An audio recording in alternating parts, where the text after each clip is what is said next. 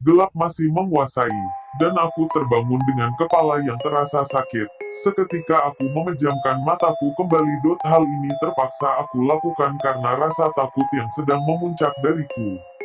Sambil berusaha menenangkan diri, aku mengingat beberapa kejadian yang mungkin bisa memberiku petunjuk tentang diriku yang sekarang. Lalu rentetan kejadian itu seperti terputar ulang di kepalaku. Seperti saat aku sedang memancing di malam hari bersama Doni, dan aku berpisah dengannya, mencari tempat strategis untuk memancing. Walau suasana gelap, aku masih bisa melihat senter Doni dari kejauhan. Hal itu membuatku sedikit merasa aman. Setelah beberapa lama, aku mencium bau singkong bakar yang cukup menyengat. Hal itu aneh menurutku, karena mana mungkin ada orang yang membakar singkong dalam keadaan gerimis seperti ini. Dan aku pun memutuskan untuk memancing di dekat Doni saja. Saat mendekati Doni, aku melihat Doni yang sedang duduk di bawah pohon mangga besar di pinggir sungai, tapi aku tidak melihat dia memegang pancingnya. Don, kamu nyium bau singkong bakar GK? Tanyaku sambil mendekat, tapi Doni tak menjawabku dan hanya tersenyum dengan gelagat yang agak aneh. Woi, ngapain lu senyum-senyum gak jelas gitu? Gak usah nakutin lah. Dan Doni masih tetap tersenyum tanpa menjawabku. Ketika aku mulai merasa kesal dengan tingkah aneh Doni, terdengar dari semak di pinggir sungai di belakangku, seseorang yang memanggil namaku. Tetapi rasanya aku sangat kenal dengan suara itu, yaitu adalah suara Doni. Loh, itu suara siapa Don? Kok mirip suara kamu? Dan lagi Doni tak berkata apapun. Karena penasaran, aku mengajak Doni memeriksanya bersama-sama. Kali ini Doni mengiyakan tawaranku. Ketika kami mendekat ke semak itu, aku menerangkan lampu senterku, dan suara itu semakin keras terdengar. Tanpa berlama-lama langsung kuperiksa suara di semak itu. Betapa terkejutnya aku ketika melihat yang ada di sana adalah Doni. Loh, kok kamu Don? Terus yang tadi siapa? Tanyaku keheranan. Doni yang berada di semak itu pun tak henti berteriak. Buruan kesini goblok, ngapain kamu jalan ke hutan itu? Aku yang masih bingung memutuskan untuk memeriksa Doni yang kutemui di pohon mangga tadi. Tetapi saat aku membalikan badan, aku tak melihat siapapun. Yang kulihat hanya hutan dengan rumput tingginya. Berarti tadi bukan Doni, ucapku dalam hati. Tak lama Doni menarik tubuhku yang mematung ketakutan dari dalam semak. Setelah itu aku tak sadarkan diri, dan tersadar di gubuk tua di tengah sawah. Saat terbangun aku merasa bajuku sudah basah, dan kotor oleh lumpur. Akhirnya bangun juga lu Ben. Kamu ngeliat apa sih sampai masuk ke semak-semak? Ucap Doni sambil merokok. Lo, bukannya kamu tadi di balik semak-semak yang nolongin gue? Kebingungan pun melanda kami berdua. Ya bukanlah Ben, aku kan di belakang kamu tadi, yang nemenin kamu ke semak-semak. Doni juga memberitahu, jika dia tak melihat apapun di balik semak itu. Bahkan Doni juga tak mendengar apapun. Tapi karena aku mendesaknya untuk ditemani memeriksa semak itu, dia pun mengiyakan kemauanku. Berarti kamu yang di bawah pohon mangga tadi ya Don? Tanyaku sambil merasa heran.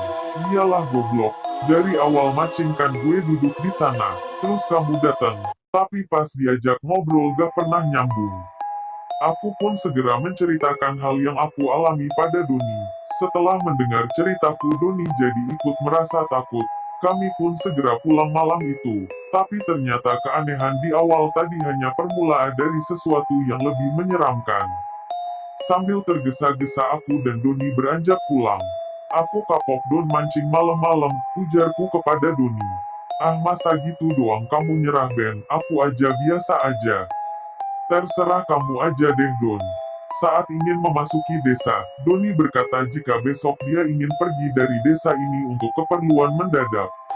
Besok tar ya Ben, besok kamu klo mancing jangan ke tempat itu lagi. Jangan lupa hati-hati klo mancing malam. Dia juga menitipkan salam pada orang tua dan teman-teman yang lain. Ah, lebay lu Don, pergi bentar doang kan lu, pakai nitip salam segala lagi, jawabku sambil tertawa. Ya soalnya gue malam ini juga mau berangkat. Deka sempat pamit sama yang lain. Wah lu gila Don, emang besok gak bisa apa? Emang lu mau kemana sih?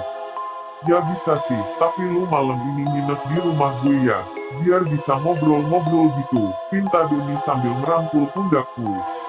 Oke siap, jawabku bersemangat. Ketika kami memasuki desa, desa tampak sangat gelap karena mati lampu dan nampaknya semua orang telah tertidur. Setelah sampai di rumah Doni kami mandi dan aku meminjam sementara pakaiannya. Don, yang lain pada kemana, kok tumben sepi rumah lu? Tanyaku pada Doni. Orang rumah lagi ke rumah nenek Ben, makanya aku ngajak kamu nginep biar ada teman. Oh pantesan buru-buru berangkat, kamu takutnya sendirian di rumah. Hehe, itu kamu tahu Ben, udah tidur yuk capek nih, ujar Doni kepadaku. Kami pun merebahkan diri di atas ranjang. Sebelum kami tidur kami sempat berbincang-bincang sesaat dan tertidur. Di malam itu aku bermimpi melihat Doni yang terbujur kaku di dalam semak di sungai itu. Karena kaget aku sampai berteriak kencang saat sedang tidur dan kemudian terbangun. Karena hari sudah terang aku keluar kamar. Terlihat Doni yang sudah memakai helm untuk berangkat. Ben, gue berangkat dulu ya ke rumah Om Ervan di Bandung. Sekalian titip salam buat yang lain. Iya Don, gue juga mau langsung pulang ke rumah. Hati-hati di jalan Don. Demikianlah perbincangan singkat kami di pagi itu. Setelah mengunci rumahnya, Doni pergi menaiki motornya, karena rumahku berjarak cukup jauh. Aku harus melewati beberapa rumah untuk sampai. Ketika melewati rumah Pak Irwan, yang merupakan salah satu tetangku aku melihat Bumina istri Pak Irwan. Hingga beberapa menit aku baru tersadar. Loh, itu kan Bukmina, bukannya dia udah meninggal. Mendapati kenyataan itu, tubuhku lemas, kakiku terasa kaku dan tidak bisa digerakkan. Tolong Gege, teriakku sambil gelagapan. Menyadari kehadiranku Bumina pun berdiri, terlihat ia tersenyum lebar ke arahku. Dengan penuh upaya ku usahakan untuk menutup mataku, tetapi tubuhku masih tetap tak bisa bergerak. Tiba-tiba terdengar suara bisikan di telingaku. Ben, ayo buka mata, ayo Ben. Buka Ben lihat aku, dan suara itu terdengar sangat lirih. Karena ketakutan ku yakinkan diriku untuk tidak membuka mata, nafas pun terasa terengap-engap. Benny, kamu ngapain diem di sini? Terdengar suara Doni, dan aku sudah tak mendengar suara Bumina. Loh bukannya Doni udah berangkat tadi? Karena merasa penasaran kuputuskan untuk membuka mata. Ketika mataku baru terbuka, aku melihat sepasang bola mata putih di wajah yang sudah rusak. Wajah itu tepat terpampang tak lebih sejengkal dariku. Tak ada kata yang bisa mendeskripsikan perasaanku. Bahkan beberapa detik nafasku terasa berhenti. Aku berteriak sejadinya. Wah, Ben, Benny lu ngapa Ben? Woi, sadar woi, tanya Doni sambil menepuk pundakku. Sambil terengah-engah aku tersadar, ternyata aku sedang di kamar bersama Doni dan baru terbangun dari tidur. Mimpi apa sih lu Ben? Sampai keringetan gitu. Gue mimpi aneh banget Don, jawabku pada Doni. Aku juga menceritakan panjang lebar tentang mimpiku dan dia nampak menenangkanku dengan memberi segelas air minum. Udah GK usah takut, itu kan cuma mimpi Ben. Tapi aneh banget rasanya Don, masa gue bisa mimpi pas lagi mimpi, terus mimpinya serem banget lagi. Udah jangan dipikirin, entar juga lupa, mending kita makan aja yuk. Doni pun mengajakku sarapan. Sambil menyantap makanan Doni memintaku menemaninya ke semak-semak tadi malam sebelum dia berangkat keluar kota. Emang lu mau ngapain lagi Don kesana lagi? Tanyaku ke Doni sambil mengunyah makanan. Sendal sama pancing gue tinggal goblok, gara-gara lu pingsan semalam. Weh slow dong pak, jangan emosi gitu dong, gue temenin kok lu nanti. Mendengar jawabanku Doni hanya tertawa, maklumlah kami memang biasa bercanda sampai memakai kata kasar. Setelah makan kami berjalan menuju semak di pinggir sungai semalam, karena hari sudah terang aku tidak terlalu takut untuk kembali di tempat itu. Sesampainya di sana kami tidak menemukan sendal dan pancing yang kami cari. Kok hilang ya Ben? Perasaan semalam sendalnya gue tinggalin di sini. Diambil orang kali Don. Setelah beberapa waktu kami masih tetap tak bisa menemukan sendal dan pancing Doni. Kami pun kembali mengingat-ingat posisi kami tadi malam, untuk dapat menemukan benda itu. Doni pun menyarankan untuk memeriksa di balik semak tadi malam. Entah mengapa aku hanya mengiyakannya, dan memeriksa semak itu lagi. Saat aku mendekat ke semak itu, terasa ada yang mendorongku hingga tersungkur ke sungai di dekat semak itu. Cebur, belum sempat aku berenang menepi, aku merasa ada tangan yang menarik kakiku. Aku pun memberontak dan meminta tolong pada Doni. "Don, tolongin gue, ada yang narik kaki gue," teriakku sambil berusaha tak tenggelam. Bukannya menolongku, Doni malah terlihat tersenyum dan melambaikan tangannya seolah merelakan diriku tenggelam. "Ben, udah waktunya. Gue nitip salam buat semuanya ya. Bentar ya, aku mau istirahat bentar. Capek juga ngomong dari tadi. Google juga bisa capek tahu."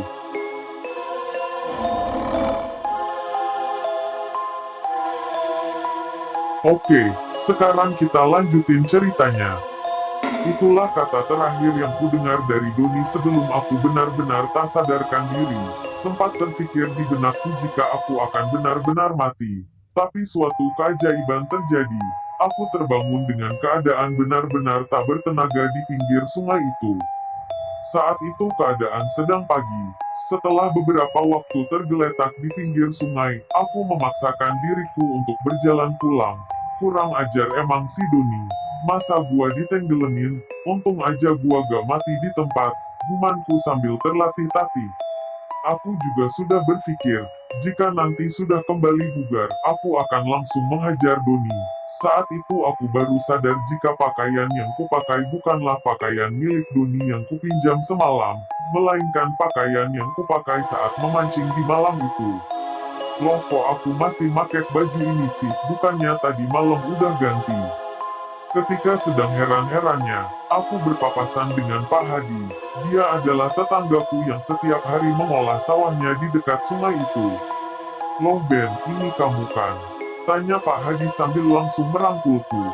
"Iya Pak, kok Bapak nanya gitu sih?" Aku balik bertanya, "Kamu dari mana aja? Udah 2 hari ngilang." Aku yang mendengar itu tambah keheranan, aku gak kemana-mana kok Pak, emang sih tadi malam aku nginep di rumah Doni. "Ah, kamu bercanda ya Ben, serius dong kalau ngomong." "Lo emang bener kok Pak," jawabku tegas. "Kamu sama Doni itu hilang dari 2 hari yang lalu. Pas dicariin warga paginya, yang ketemu cuman Doni. Kamu dicari-cari gak ada. Perasaan baru kemarin malam Pak kami mancing. Kok bisa udah 2 hari aja? Terus sekarang di mana si Doni? Kurang ajar emang dia," tanyaku lagi. Pas warga nemuin Doni di pinggir sungai, dia udah gak bernyawa Ben. Terus sekarang jasadnya lagi diotopsi di rumah sakit. Menurut dokter sih dia meninggal gara-gara digigit ular. Aku yang mendengar itu tak bisa berkata-kata lagi. Air mata mulai keluar dari sela mataku. Apalagi ketika hendak memasuki desa, aku melihat tenda dan berbagai alat untuk memandikan mayat di depan rumah Doni. Makanya saya heran pas tiba-tiba ketemu kamu Ben, soalnya warga sama polisi udah muter-muter nyariin kamu waktu itu, ucap Pak Hadi sambil menepuk pundakku. Tak lama banyak orang yang berlarian ke arahku, termasuk juga orang tuaku. Mereka seperti tak percaya dengan apa yang mereka lihat. Sepertinya banyak dari mereka yang menganggapku telah tewas di malam itu. Sekarang aku sadar, jika aku telah masuk ke dalam dunia lain yang tak ku ketahui, dan Doni yang bersamaku hanyalah arwahnya saja.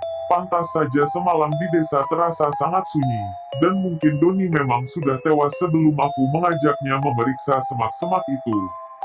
Banyak orang mengerumuniku. Mereka terus menanyakan dari mana saja aku selama ini. Tapi aku memilih membisu dan menunggu waktu yang tepat untuk bercerita.